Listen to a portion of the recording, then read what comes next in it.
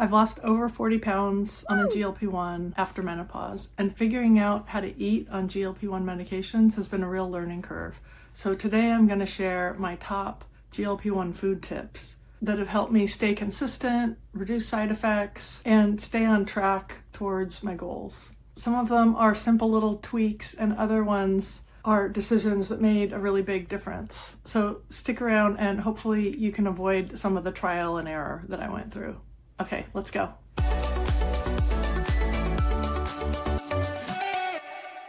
If you're new here, hi, I'm Bobby. I've been documenting my GLP-1 health journey after menopause here on YouTube for the past 68 weeks. I'm not a medical doctor, and although I am a therapist, I'm not your therapist. I'm just talking about my own experience and what has helped me. Always talk to your own doctor and healthcare providers when you're figuring out what to do for yourself. Real quick for some context, my starting weight was 210.1 pounds. The last time I weighed myself, I was at 169 point something. I do a monthly weigh-in update, so I'm somewhere in the middle of that month, and I'm not sure exactly what I weigh right now, but it's over 40 pounds. And I'm closing in on goal. I'm 5'9", and I think somewhere in the 160s is going to be a good spot for me to hit maintenance. I'm currently on Zepbound, and my current dose is 10 milligrams. All right, let's just get started with these tips. These food tips are kind of random. They're not like, eat this meal or here's a recipe. They're more all the things that I wish I knew when I first started, and I really hope that they're helpful for you too. Don't pressure yourself to overhaul all your eating habits just because you're on a GLP-1. Remember, this is a marathon and not a sprint. And while you're on these kinds of medications, you'll probably notice your tastes and preferences changing. So just pay attention to what sounds good and don't think that there's like a right way that you have to eat in order for the medications to help you. That said, make sure you do focus on getting enough nutrition. You might be more familiar with trying not to eat too much if you're trying to lose weight, but now you might be confronted with trying not to undereat, which can be easy if the medications are giving you really significant appetite suppression. That has been more of my struggle this past year and a few months, is trying not to skip meals, trying to eat enough. I really didn't want to get malnourished. Faster is not better. There are problems with not eating enough and losing weight really quickly, like fatigue, lowering your metabolism, hair loss, decrease of bone density, decrease of lean mass, and malnutrition. In my quest to eat enough, I've been striving for a small but consistent calorie deficit, like the kind of calorie deficit that would lead to a pound a week lost. My postmenopausal body doesn't lose a pound a week. I lose about 2/3 of a pound a week, but that's what I was striving for, right? Is to eat enough that I could get my nutrition in, to not have a massive calorie deficit, because it's just really hard to get all of the protein and fiber and vitamins and minerals that you need if you are eating at a really big calorie deficit. I know you probably know this.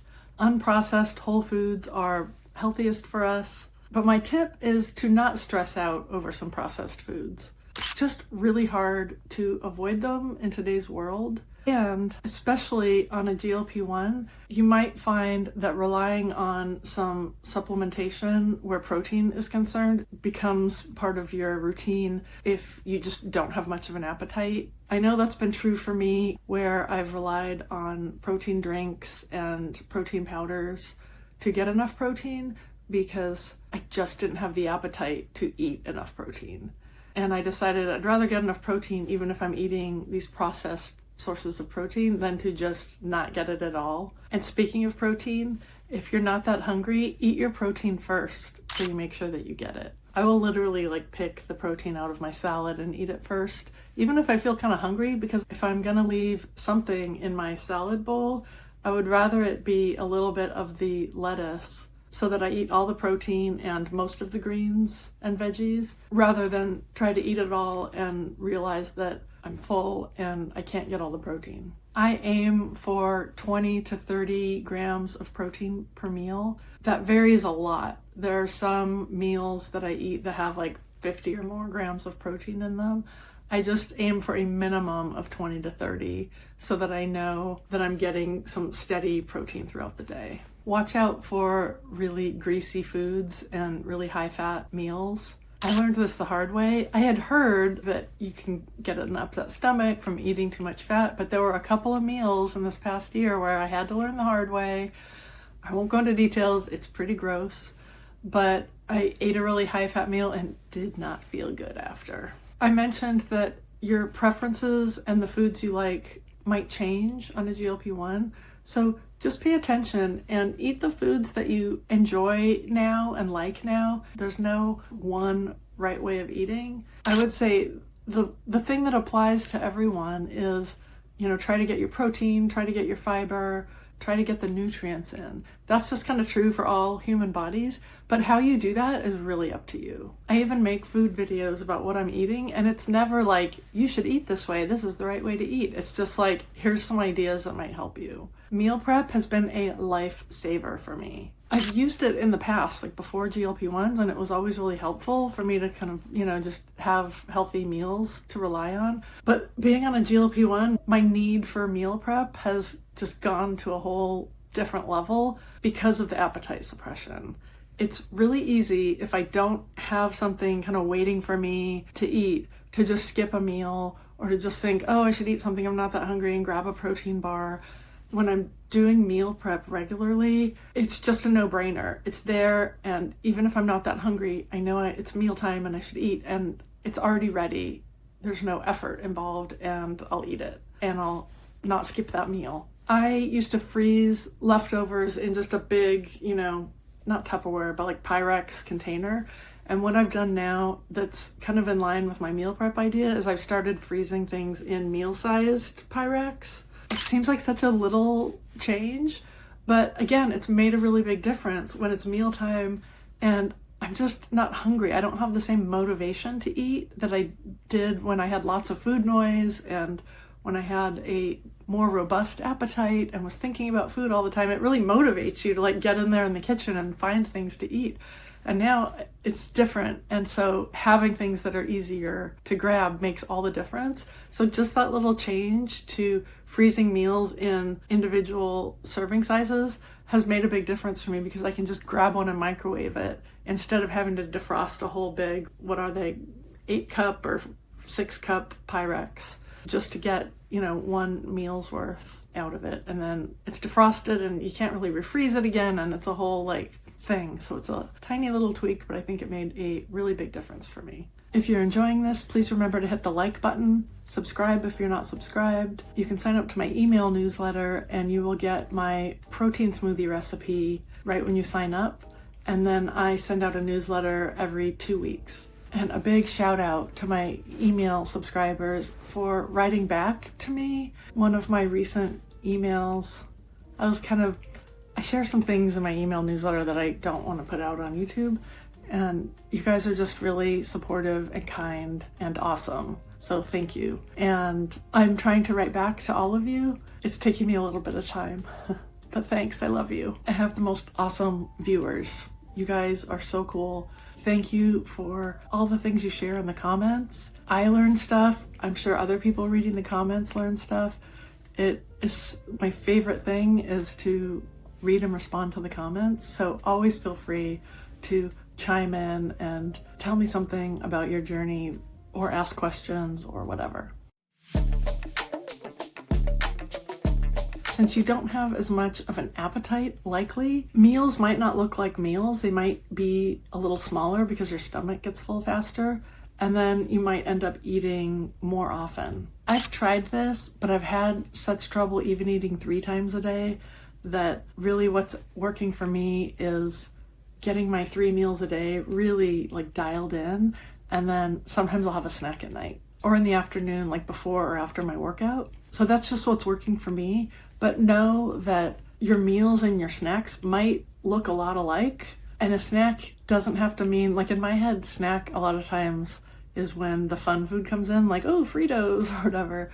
But when your appetite is lower and you're trying to get all your nutrition in, a snack for me these days is more like an apple with some peanut butter on it or a protein bar. If you're really at a loss about what to eat, or if you're not sure if you're eating too much or eating too little, consider talking to a dietitian. Mine has been so helpful. I work with a registered dietitian through Nourish. Dietitians are different than nutritionists. To be a nutritionist, you can get like a certificate or something, but a dietitian has either a bachelor's or master's degree in dietetics. They're very educated and very expert about nutrition. So all of Nourish's dietitians are actual licensed dietitians, and it took me like 5 minutes to find one in my state to work with. We meet over Zoom. I first met with her about 4 or 5 months ago, and at first we met every week to kind of get some momentum going with my goals. And at the time, I was feeling like I wasn't eating enough. I was skipping meals. I was tired. And she just met me right where I was at and helped me strategize for how to make changes so that I would eat more regularly, which of course, then I had more energy. They also have an app that makes tracking really simple. And when I track in there, my dietitian can see it. I don't track all my meals, but I don't have to track all my meals in order to get benefit out of the app.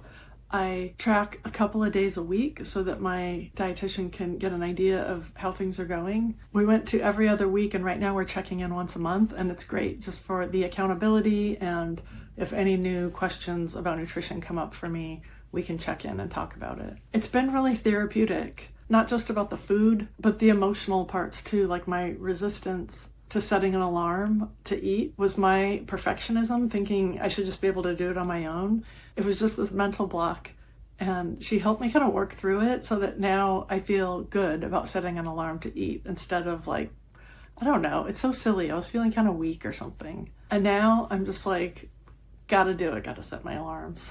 Nourish does take insurance in all 50 states, and 94% of people have zero out-of-pocket cost. You can find out really quickly when you sign in if your insurance will cover it. If you want to try it too, I'll put a link in the description and in the first pinned comment so that you can book your first appointment. Come up with 3 or 4 easy meals that you can just eat on repeat and you know are always there for you, that are quick and easy, and bonus points if they have shelf-stable or freezer ingredients so that you know the ingredients are always there for you. Mine have been smoothies for breakfast because I've got the frozen fruit and then the smoothie ingredients in the pantry. My low-carb pasta with a jar of sauce. Even if I don't add protein, which I usually do, I usually add some kind of ground turkey or something, but even without the turkey, having this pasta with this sauce gives me, I'll put it up on the screen because I don't remember from memory, but it gives me a decent amount of protein and fiber, and it's just there. I eat it at least once a week. My other one is so easy. It's kind of embarrassing. It's a salad bag and a rotisserie chicken. I know, it's like, it's not even cooking. It's just, if I've got a salad bag and a rotisserie chicken in the fridge, I know that I've got a meal waiting for me. If you're not inspired to do a full-on meal prep for the week, at least batch prep some protein. It really comes in handy because you can grab some pre-cooked rice and beans out of the pantry or the salad bag or whatever, and if you've got the protein just sitting there waiting for you, you will be so grateful to your past self for cooking up that protein and having it ready for you all week. Another thing I do is I keep backup meals in the freezer that are GLP-1 friendly. And by GLP-1 friendly, basically I mean that have some good protein and some good fiber in them, and ideally some vegetables. My rule of thumb is to see if they've got 20 grams of protein in them or more, and I'll put some pictures up of a few that I keep on rotation in the freezer. They're just, again, having a backup for when you need a meal, you're not really motivated by hunger, but it's time to eat and you want to eat something healthy. If you have money to throw at this problem, consider ordering healthy meals to be delivered. I've been using Thistle on and off because they're really fresh and plant forward, and you can have lean protein put on them, and it's delivered right to my door, and they're really healthy. If I'm in a really big meal prep slump, or I'm getting back from vacation and I want some meals waiting for me, I will order like 5 or 6 meals from Thistle just to kind of get me through until I'm not so busy and I can get to the grocery store, get some of these more economical, easy meal things set up in my fridge and freezer and pantry. Try walking for 5 to 10 minutes after each meal. if you tend to feel tired or bloated after you eat. That really helped me not have an energy crash after I ate a meal. And it turns out there's research to support this, that even 5 minutes of walking after a meal has a real impact on how your insulin responds and how your blood sugar responds. In talking about food tips, I don't want to skip over water and hydration. It's so important to stay hydrated on a GLP-1 because your digestion slowed down, which gives your GI tract more time to absorb water, which can lead to constipation. I won't even get into how much I struggled with that back in the early weeks of my GLP-1 journey, but just remember to hydrate to keep your digestion moving along. Gulping a lot of water at once can lead to nausea, so try to sip water throughout the day. Keep a water bottle handy. Between this one and my Hydro Flask, I feel like one of them has made an appearance in almost every video I've made. If plain water makes you feel kind of nauseous, even if you're sipping it, add electrolytes to it. It's easier for our body to absorb water with electrolytes in it because it more closely mirrors, like the water in our body isn't just plain water, right? It's salty. So if you drink a bunch of plain water, in order to absorb it, your body has to pull electrolytes from your body to like make it salty enough. And remember that other things hydrate too, like fruits and vegetables, tea, soup. Water isn't the only thing that will hydrate you. I usually drink 1 bottle of electrolyte water a day and 1 bottle of regular water a day. This is only 24 ounces. My Hydro Flask is bigger. I have a 42-ounce Hydro Flask, and I'll drink 1 of those with electrolytes in it and 1 of those with plain water in it every day. So this is like some bonus water that I'm drinking. You probably hear a lot about getting enough fiber. 2 words: beans, berries. They have a lot of fiber in them. If you can incorporate some beans and berries into your diet, you will bump up your fiber if you're struggling to get enough. It's really not that hard to get enough fiber through your food. For women, it's 25 to 35 grams a day of fiber. It's not that hard to hit 25 grams, even if you're not that hungry and you'd feel like you're not eating that much. That said, psyllium husk is an easy way to supplement for fiber if you're struggling to meet that minimum. It also helps with constipation. But too much can have the opposite effect. Too much fiber, whether in your food or psyllium husk or anything, can make you constipated, especially if you're not getting enough water. So the water-fiber balance you want to get right. Fiber helps bulk up your stools, but it needs water to do that. Otherwise, instead of bulking it up, it just kind of makes for really hard stools. It's Editing Bobby. Hi. I could talk about food all day, but I want to keep this under 20 minutes, so I'm going to call it here.